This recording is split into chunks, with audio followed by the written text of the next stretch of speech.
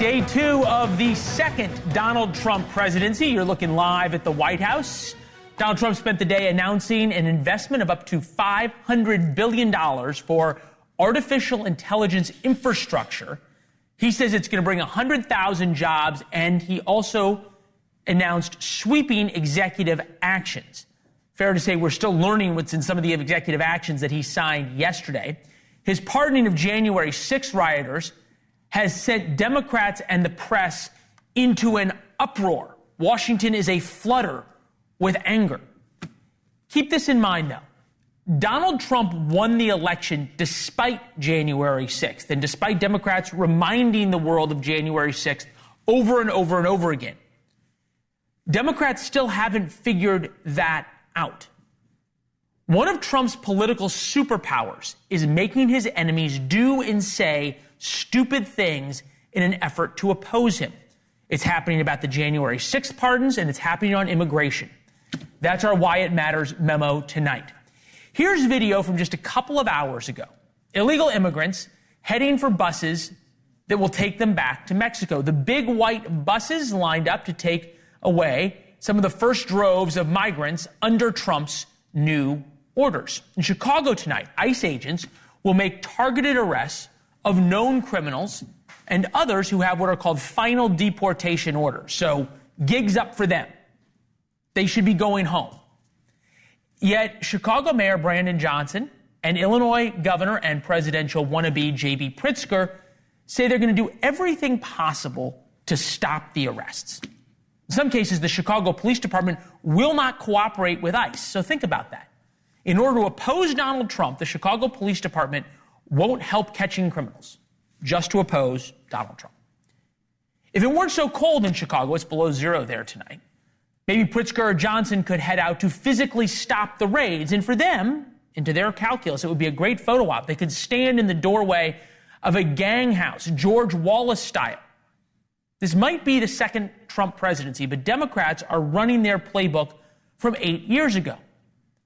Democrats who profess to loathe President Donald Trump do an awful lot to help him. Case in point, the quixotic promise to protect illegal aliens from Trump's deportation orders, even though 66% of Americans support mass deportations. Democrats are automatically against them since Donald Trump supports them. At today's national prayer ceremony, Marion Edgar Buddy, the Episcopal bishop, lectured Donald Trump. The vast majority of immigrants are not criminals. They pay taxes and are good neighbors. They are faithful members of our churches and mosques, synagogues, wadara, and temples. I ask you to have mercy, Mr. President, on those in our communities whose children fear that their parents will be taken away. We'll get to the bishop a little later with George Will, but just think about that moment.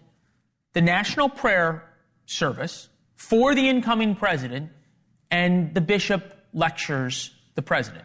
Welcome to Washington. Those with Trump derangement syndrome will call the bishop a hero of the resistance. The rest of America wants a secure border and to be safe in their homes.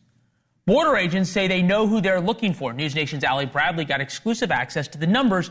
There are 218,260 convicted criminals out of 1.4 million total illegal immigrants with what are called a final order of removal. They should be on a plane out. Trump's border czar, Tom Homan, spoke about the deportations on CNN earlier. ISIS, they're out there enforcing law out today.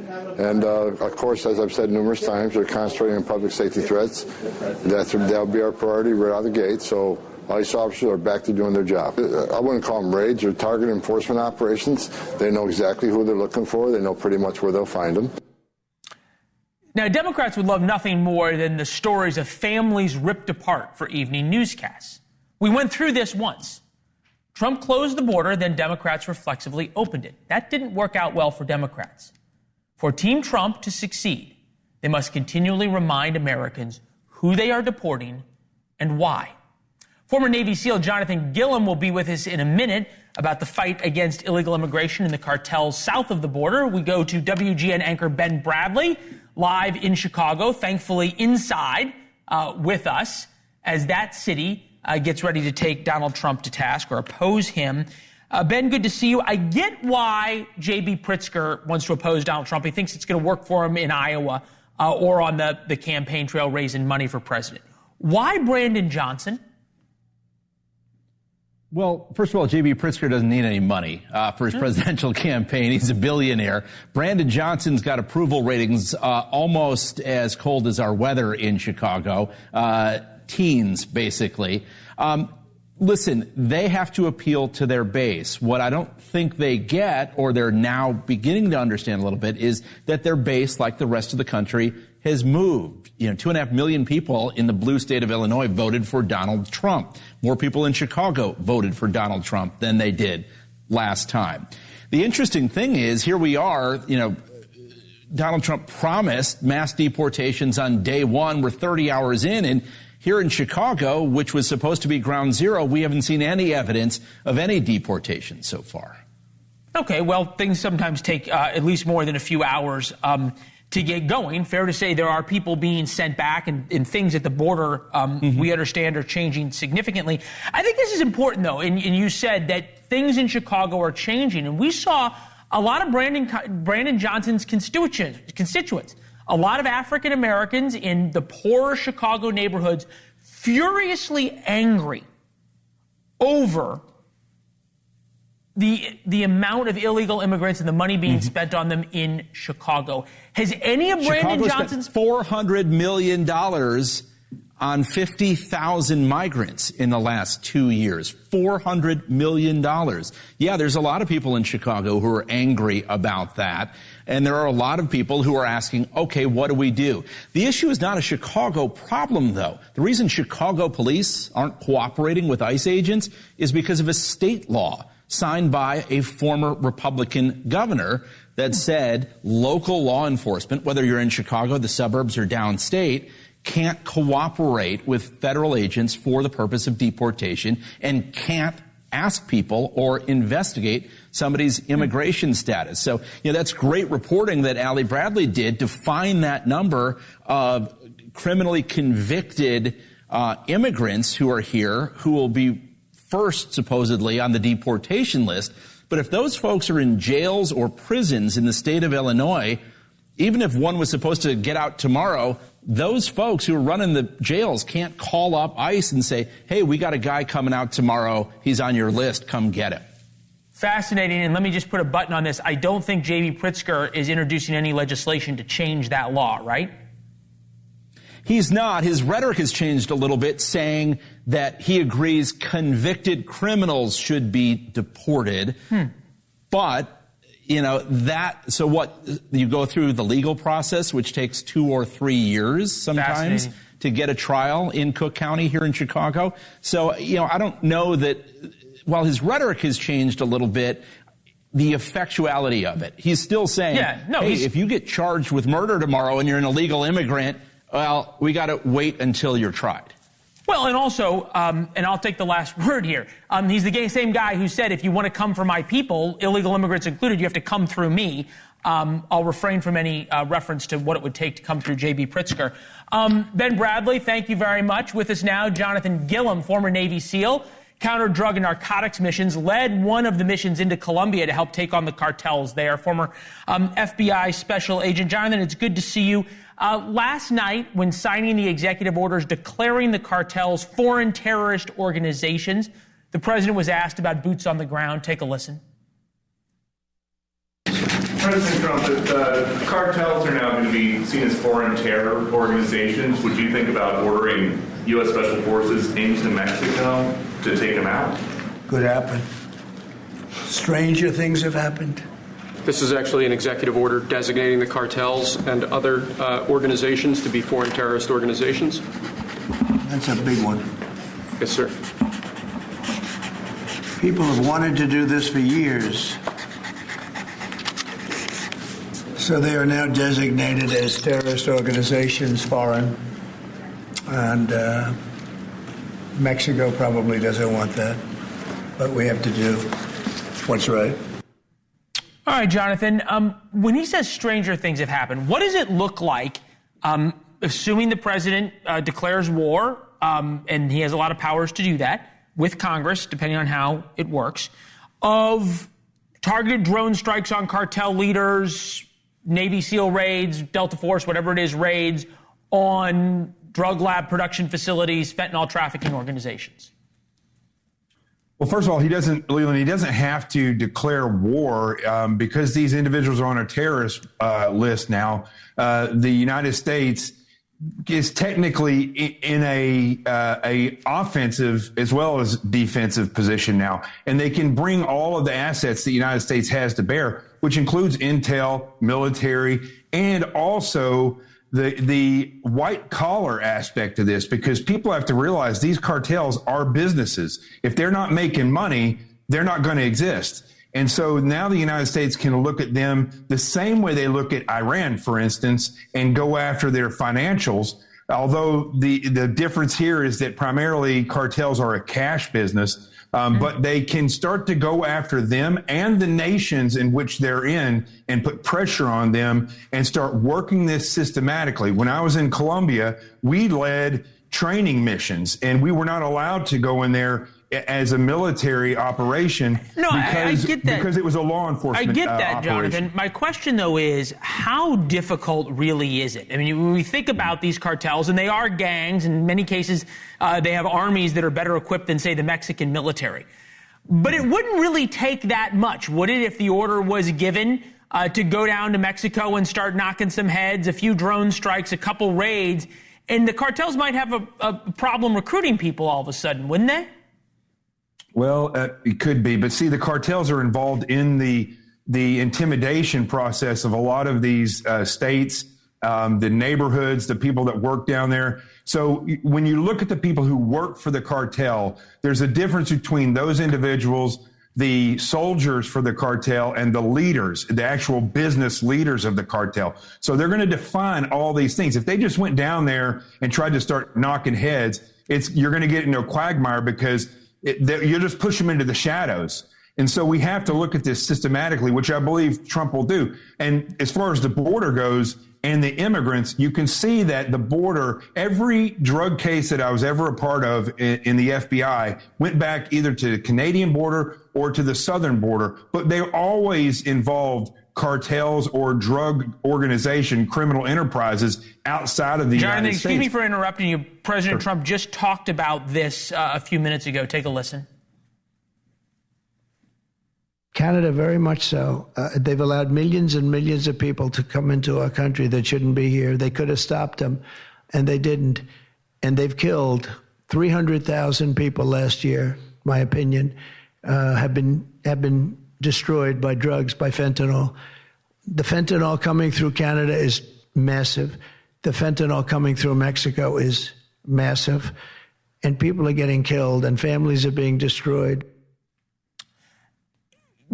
If President Trump, and it seems to be in the process of, quote unquote, sealing the southern border, how much of a crimp does that put on the cartels that may make going after their drug trade easier?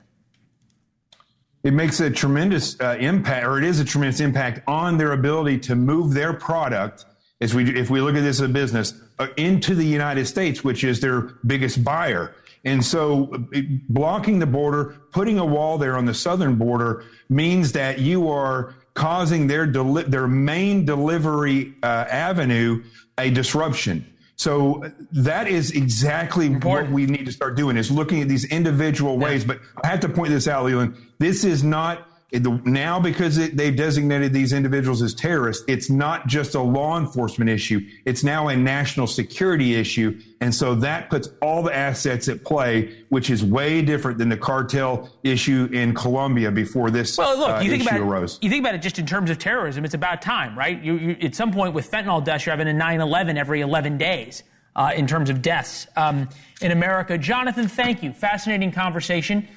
Good warnings, too. It's never as easy as we think it is out here in civilian world. Pardons by both Donald Trump and Joe Biden have left a lot of questions about where the moral high ground in America is. Maybe there's moral high ground on Capitol Hill. George will on which party is the best position to reclaim it. Trump thinks it's his for the taking. We won this election in a landslide because the American public is tired of people like you that are just one-sided. President Trump's decision to pardon January 6 rioters and Joe Biden's last-minute pardons for his family have left America in a fascinating position. The moral high ground is completely open right now. Either party can reclaim it, but they'll have to do it with actions, not words. It's no surprise the left freaked out when Trump pardoned the men and women who stormed the Capitol. It's also no surprise that when asked about it, Trump said, well, what about Biden's pardons? Why did he give a pardon to the J6 Unselect Committee when they burned and destroyed all documents which showed that they did what was wrong, not me? Wait a minute. Why did they give a pardon to all of his relatives, his brother who made millions of dollars, to all these different people? He gave pardons. That's the question you should be answering.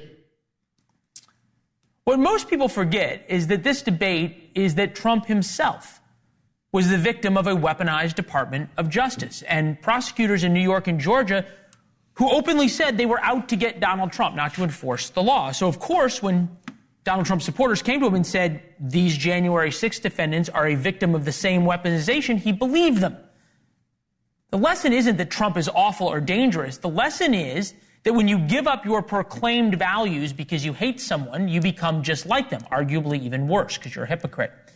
Joe Biden fully surrendered whatever of the moral high ground he had left or Democrats occupied during the last few months of his time in office, leading up even to the final days, minutes, and seconds.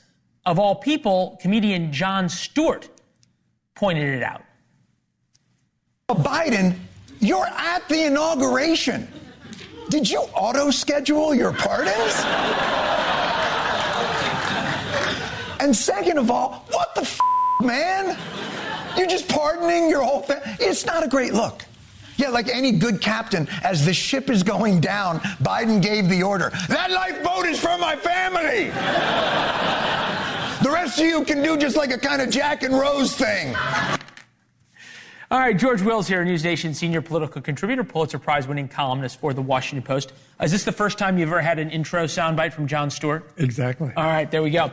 Have Democrats given Donald Trump, and more accurately, precisely, has Joe Biden given Donald Trump an opportunity? I think we have to make a distinction between what Trump has done and what Biden has done. Trump has pardoned people who unquestionably committed crimes, violent crimes against law enforcement officials. The very people like Ted Cruz and Senator Lindsey Graham of South Carolina said, whatever else you do, you don't do that. Well, he did it anyway. Even J.D. Vance said he wasn't going to do it. And what Biden has done is violence to the English language. When you have a pardon, but you're not pardoning someone for anything specific, when you have a non-specific pardon, what are you doing? You're not pardoning someone, you're immunizing them against something that might come down the pike at them, hence his family. Hence, we'll take Dr. Fauci. What Fauci had to worry about was that Senator Rand Paul of Kentucky, who now chairs a committee and can hold hearings as he wishes, believes that he was lied to under oath by Fauci, who said the United States never funded gain-of-function research of the sort that might have produced the COVID pandemic. These are very different things. I get that they are different things, but the idea of Joe Biden pardoning his family and others, it seems to me, offers Donald Trump a lot more latitude when it comes to these things. It started, the day starts with pardons of Joe Biden's family. It ends with the January 6th pardons. But also, Trump has the ability to say, I was persecuted. I believe these people were persecuted. He has a reason of being able to, of saying he wants to pardon the January 6th people, where it seems to me that Joe Biden's pardoning of Fauci and of Liz Cheney and of a lot of other people was much more of saying, I'm worried about what might come out. So you're saying it sounds like a kind of a preemptive cover-up. Yes. Well, what Donald Trump was persecuted for, it's not clear. He did not use bear spray and flagpoles. The violence part is a different one. That's a fair point. Speaking of the moral high ground in Washington, one of the highest points in Washington is the Washington Cathedral, where President Trump and Vice President Vance were. I've never seen anything like this. I don't know if you have, where the bishop started lecturing the president and the vice president. Take a listen. I ask you to have mercy upon the people in our country who are scared now. There are gay, lesbian, and transgender children in Democratic, Republican, and independent families. Some who fear for their lives. All right. I always like to just sort of flip it around. If there had been a Catholic priest who, on Joe Biden's first day in office, had lectured him about abortion, would the reaction be any different? Considerably different, yes, because that's an explicit political issue. Preaching mercy to people who are scared, that's kind of anodyne, and I don't think anyone particularly cares about that. On immigration, too. The National Cathedral literally is the high ground in Washington. It's called Mount St. Albans. But the important thing, it seems to me, is when the country, you're a long-haul truck driver, and you're having breakfast on the truck stop out on the interstate, and you look at the TV and it says, Biden pardons X number of people and Trump pardons X number of people. What the American people hear is, wow, there are a lot of people in Washington who've done things they need to be pardoned for. Well, that's perhaps something that everybody in Washington could agree on. Yes. It's good to see you, Mr. Will. Thank you, sir. Do not adjust your television settings. If you think you are seeing two sides of Trump over the past 36 hours, you're not wrong. Why Trump Unleashed might actually get more done around here.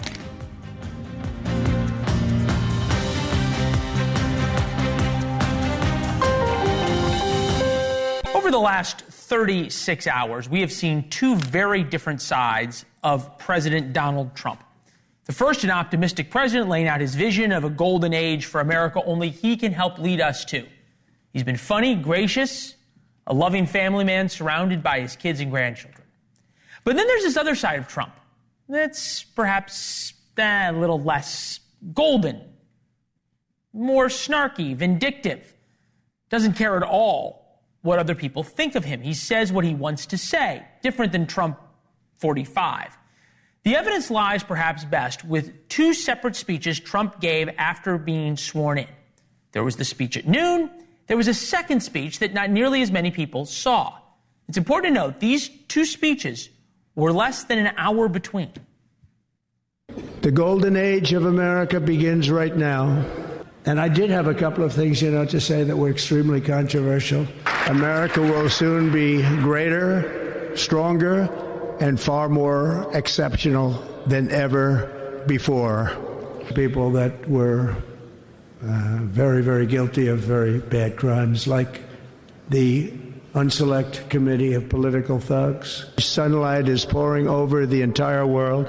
Liz Cheney is a disaster. January 20th, 2025 is Liberation Day. Axios White House correspondent Mark Caputo joins us out with a new piece and writes the two Trumps now appearing daily. Welcome. Is there a strategy to this? No, this is Donald Trump. The strategy, it's more like tactics or a point of view in the Trump White House, used to be the Trump campaign, is basically the MAGA serenity prayer, which is the people who staff him, who advise him, they pray for the serenity to accept the thing they can't change, which is the fundamental nature of Donald Trump, and the strength to change everything else that they can. And by everything else that they can is what? Making sure that they give him the best information and that they're able to advise him in such a way that he wants to follow good advice.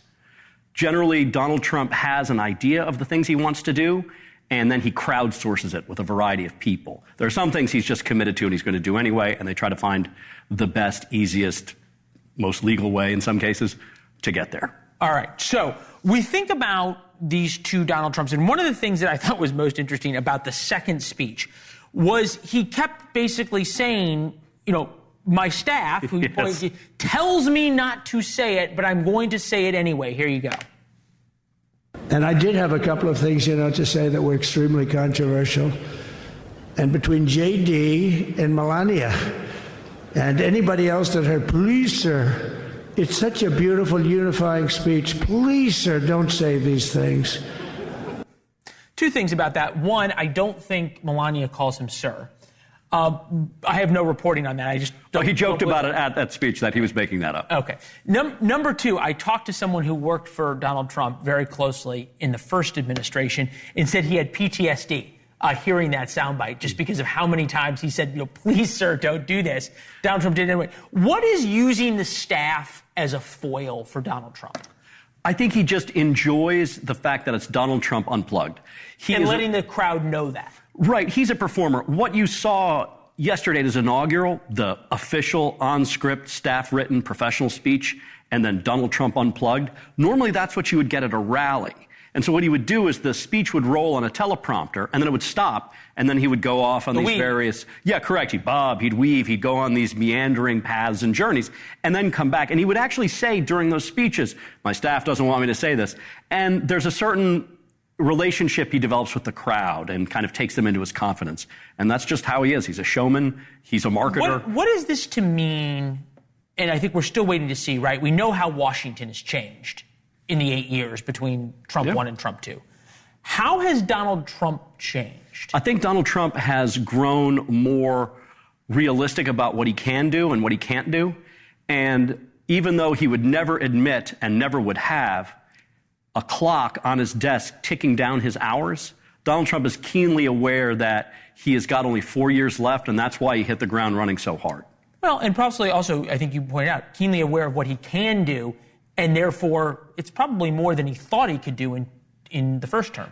In some perverse way, I would imagine, and this is more speculation on my part than knowledge, Joe Biden provides an inspiration to him in that when Joe Biden took office, he had a House and a Senate that were under his party's control, and he went big. Donald Trump really didn't know how to go big in his first term. He does now, and he's going to be trying to do that now. Fascinating. Awesome. Great. Thank you, Leland. Great having you. Already 36 hours in. Huge scoops from Mark. Keep reading them in Axios. Thanks. Appreciate it. Thank you. With Trump back in the Oval Office, we've promised you, our viewers, that we would be fair in our coverage. Nobody else is going to be fair to him. Fox cheerleads him. CNN fact checks him. MSNBC, well, they'll tell you how he's being a Nazi. We're going to be fair. It's very simple. We're going to tell you what's good for America. Part of being fair to Donald Trump is defending him when he does things that make sense, something that's good for America. And we're going to tell you when something he does hurts America, and for that matter, hurts him. Tonight, we're going to do both. Donald Trump, in the first hours of his presidency, pulled the security clearances of the 51 former intelligence officials who signed onto that letter saying Hunter Biden's laptop was Russian disinformation. These are people who used their security clearance for political purposes, and they were wrong to boot. The Bidens knew it was Hunter's laptop. Antony Blinken, who organized the campaign to get the letter written, knew it, or most likely knew it, and they did it anyway. These officials deserve to have their clearances pulled for putting politics over the truth. And yet, for some reason, Trump is still getting shellacked for revoking their clearances. But the real story here, for people who want to criticize Trump, is what's happening to former National Security Advisor John Bolton. Trump terminated Bolton's Secret Service protection, and he revoked Bolton's security clearance. He followed it up with insults this evening during an impromptu press conference at the White House. I thought he was a very dumb person, but I used him well because every time people saw me come into a meeting with John Bolton standing behind me, they thought that he'd attack them because he was a warmonger. John Bolton has been an outspoken critic of Donald Trump and Joe Biden on this program. I consider him a personal friend, know him nothing to be anything but a loyal and honorable man. He tells the truth. And sure, revoking a security clearance is one thing, but removing Secret Service protection is an entirely different level of revenge. For years, Bolton has been living with the threat of an Iranian hit because he helped plan the killing of Qasem Soleimani. Donald Trump often talks about the killing of Soleimani. Trump ordered it. Trump considers it a cornerstone of his foreign policy. And killing the leader of Iran's Revolutionary Guard worked. It was unquestionably a gutsy move. Bolton planned it, Trump ordered it. In fact, the Iranians already tried to hire a hitman to take Bolton out on American soil, something we spoke to him about all the way back in 2022. The same people who are saying, oh, yes, of course, we're going to give up our nuclear weapons program are trying to kill Americans on American soil. It's not just me. There are others who are affected. And Joe Biden gave Bolton Secret Service protection. Trump's now decision to revoke Bolton's Secret Service detail is basically a giant middle finger to Bolton. That's it. Here's the problem for Trump. It negates the righteousness of what Trump did in the first place, revoking the security clearances of the 51 letter signers. It needed to be done. Those 51 used our trust for political purposes because they hated Trump. That was it. But Trump argues he made the decision regarding Bolton because the former national security advisor leaked sensitive information with the release of his memoir. There is no evidence to back that up whatsoever. But anyone who read the book, that is, John Bolton's book, knows Trump is more angry about the sharp criticisms, and he decided to extract revenge. A lot more on this in War Notes tomorrow. That's our daily online newsletter. Email comes to your inbox at 4:05 p.m. Eastern. Insights and analysis on the top stories of the day. Subscribe for free at warnotes.com. Trump's return shows the days of Hollywood being a guaranteed cheerleader for the left are over. How the right flipped the script and is now winning the battle for the hearts and minds of America. This is not anything that I feel like I'm influencing people to sway either way on how they feel, but it's more about the respect and the honor of being invited for what I like to call the greatest country on the planet. The 1960s. The pendulum is swinging back towards conservatism. Remember, as we've told you for an awfully long time, politics is downstream of culture. And you can see it in Hollywood now. You can see it in the music industry. We talked to you about this for the past 2 years. Carrie Underwood sang at the inauguration yesterday, something that would have never happened 8 years ago. Big country acts came into town for Donald Trump's inauguration. Thomas Edsall writes in the New York Times, the right is winning the battle for hearts and minds. Quote, the full-scale assault by the conservative movement on the liberal domination of the nation's culture war has begun to deliver key victories. Weekly contributor for the New York Times opinion section since 2011. Mr. Thomas Edsall is with us now. Good to see you, sir. Good to see you. Program. Thank you. Let me just flip that around a little bit. The conservative assault on the liberal domination, is it an assault, or did conservatives just start getting their own media organizations? Well, a little bit of both. There certainly has been an aggressive effort. Christopher Rufo, for example, has done yeoman service. He's really become one of the most effective people taking on liberal beliefs and liberal ideas with his attacks on DEI, critical race theory. He's basically won those battles. Those have been assaults. The other real aspect of this is the takeover of much of the communication system that underlies the culture.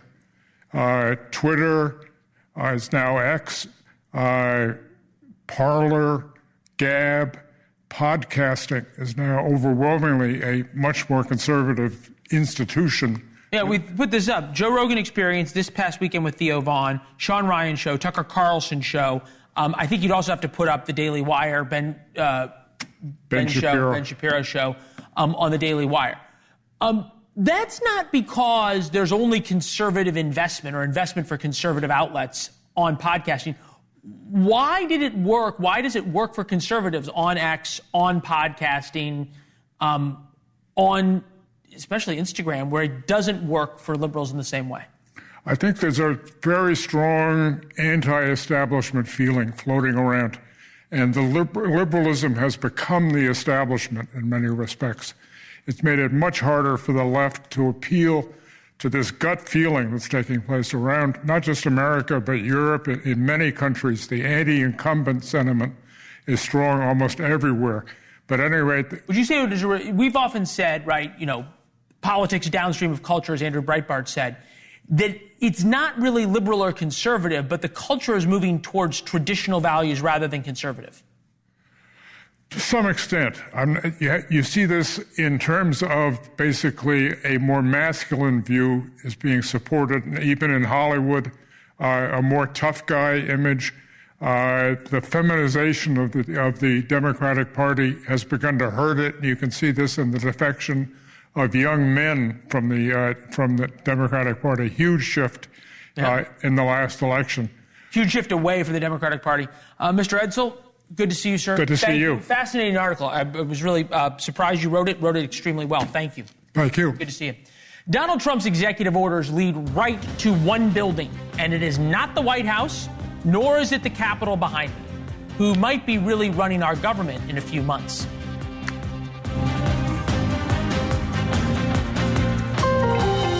It's only day 2, and the ink's barely dried on Donald Trump's executive orders. Well, the lawsuits are already out in full force. New York Times reported today 22 states have sued to stop Trump's birthright citizenship order. The order says babies born to illegal immigrants in the United States do not qualify for automatic U.S. citizenship. So this is Trump's reinterpretation of the 14th Amendment, and it has Democratic lawmakers' heads exploding. There was an executive order issued that would suggest that President Trump is trying to get rid of birthright citizenship in this country. That's unconstitutional, what he issued, the executive order. And we will not follow an unconstitutional executive order. It's an attack on U.S. citizens. It's an attack on our foundational document, the U.S. Constitution, and we will not let it stand. We will see Mr. Trump in court, and we will help ensure that the right to birthright citizenship continues and lives on. Also, the Department of Government Efficiency, DOGE, headed by Elon Musk, that Donald Trump created yesterday, already hit with 3 lawsuits in less than 24 hours. Elon Musk joked that he needs a lawsuit counter. With us now, Tom Dupree, former Deputy Assistant Attorney General for George W. Bush, argued before the Supreme Court many times where these will all end up eventually. Good to see you, Tom. Article 3 of the Constitution is the judiciary and is creating the Supreme Court. Might they be the ones who end up running the government after a while? Well, it sure feels like that a lot, Leland. You may recall it was Alexander Hamilton who described the judiciary as the least dangerous branch because they didn't control an army, they didn't control the power of the purse. But when you look at American politics in the year 2025, it does seem as though many of our nation's most fractious disputes get elevated to the Supreme Court, that we're resolving our political differences not through the political process, through negotiation or compromise, but through litigation. And so it doesn't surprise me at all that the lawsuits are coming fast and furious on day 2 of the Trump presidency. And I think a lot of lawyers are going to be kept very busy in the months and years ahead. Well, lawyers being busy makes lawyers making a lot of money. Another way to look at it. And look, there's a lot of money on the Democratic side to do this. I think you make a great point when you say that we are now sort of legislating through the courts. How much of that is because Congress won't do its job, so successively every president ends up testing how much they can do through executive order? You are exactly right, and I do think a lot of the blame lies at the feet of Congress. Keep in mind, this was not the way the framers drew it up, right? The framers drew it up that the legislature would pass the laws, the president would sign the laws into effect, and on occasion, the Supreme Court might come in and tell us the meaning of the laws. But what we see now is, in many cases, Congress defaulting on its job to legislate. I think immigration is a perfect area. That's why we've seen presidents, Republicans and Democrats alike, acting by way of executive order, rather than through what's the cumbersome process of bicameralism and presentment, which is the legislative process. They don't want to do it anymore because it's virtually impossible to pass big bills through a politically deadlocked Congress, so presidents resort to executive order. All right, so look into your crystal ball, Tom. We know what Donald Trump has promised to do. There's a lot out there. What are going to be the real, I'd say, inflection points for a court that is already, and I hate putting it in political terms, but that's how we all talk, 6-3 Republican? Yeah, well, look, there's no shortage of issues that are going to work their way up. The things I'm keeping my eye on, one, as you flagged in the opening, the birthright citizenship issue. Doesn't surprise me that we've already seen major litigation erupt over that. I suspect we're also going to see some real challenges to Trump's muscular approach to immigration enforcement and border control. We've heard how he wants to deploy the military to help with securing the border. We've heard how he's talked about declaring emergency, declaring Mexican cartels terrorist organizations and the like. All of that is going to provide fodder for the lawyers who are going to be pushing back and saying that Trump is exceeding the president's constitutional authority in this area. And all of those issues, as you predicted, I do think are going to make their way to the Supreme Court of the United States. All right, right now the court is 6-3. How long does it take for these things to work their way through? Well, in normal times, I would say years. The Supreme Court moves at a glacial pace in most matters. But what we have been seeing increasingly in recent terms is the Supreme Court being willing to jump in at an earlier stage in cases and put cases on a fast track to decision. We started seeing a lot more of that during the pandemic when there were closure orders and the like. And I suspect we could see it, particularly if President Trump does, as he's suggesting, do things like deploy the military. I think that those are the types of cases where the Supreme Court will be more willing to get involved at an earlier stage rather than follow the usual process of letting the issue percolate for years before getting around to deciding it. Conservatives worked for so long to overturn Roe. They stacked the court for that. I'll give you the last 30 seconds. Something that requires re-looking at the Constitution, as birthright citizenship does. Are they in a pretty good place? You know, that is going to be a big question. I do think that the majority of legal scholars say that President Trump can't eliminate birthright citizenship by way of executive order. But with the current court majority, the fact that the Supreme Court has never decided that question, I think the answer is probably going to be a lot closer than a lot of people think. This is something that Trump has been talking about for a long time. The battle lines are drawn. And so what we're going to see in the months ahead is the lower courts rendering initial decisions. My guess is some of them might disagree. Ultimately, it's going to get elevated to the Supreme Court for decision. And you will be back with us through it all. Tom Dupree, thank you very much. My buddy Cuomo up with Bill O'Reilly, Stephen A. Smith.